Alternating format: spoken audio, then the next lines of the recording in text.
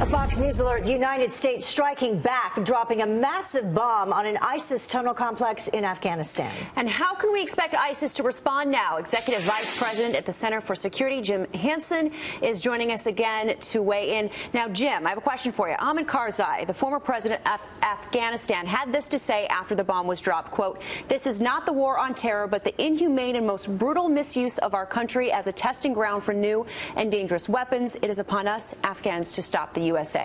What does this mean for us, and should this scare us that this is a call for them now?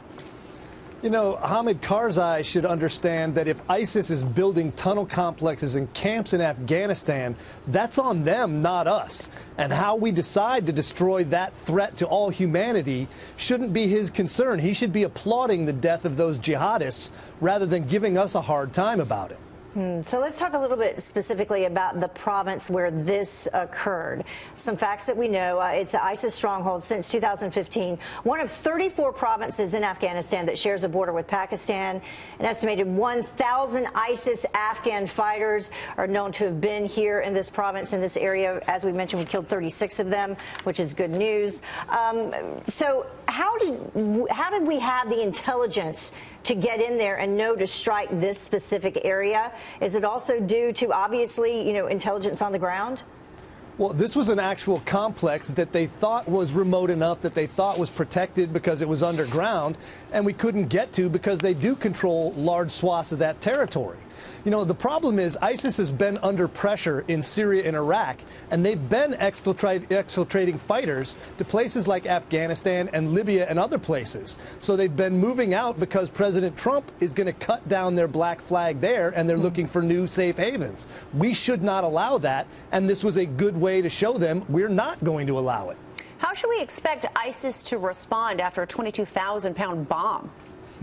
Well, they'd love to do whatever they can. They will call on their supporters to conduct more attacks, like the one in Stockholm, like the one in Westminster. And don't forget, we had a vehicle attack here in the United States at Ohio State University.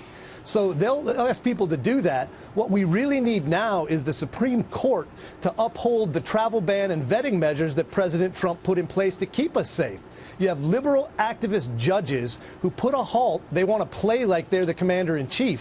We need SCOTUS to allow the actual commander-in-chief to do his job, to check who's coming into this country, and to stop people who mean us harm from getting here. Yeah, that actually goes toward the question that I wanted to ask you in terms of destroying the caliphate in the Mideast. What does that mean for our security here at home? Should we expect to see an uptick in the call for lone wolf attacks and things like that you were just talking about?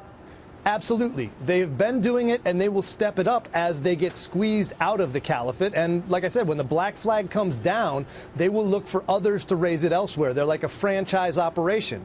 If you go ahead and do some terror, they will take it up and take credit for it. So they would love nothing more than to do that here in the United States. That's the big win for them. And we need to make sure that the president is not hindered from doing that by people who have a political agenda that's stopping his national security agenda. Well, it's for sure that our president is saying he's not going to stand for this. So if they mess with us, we will fight right back. Thank you, Jim. Appreciate it.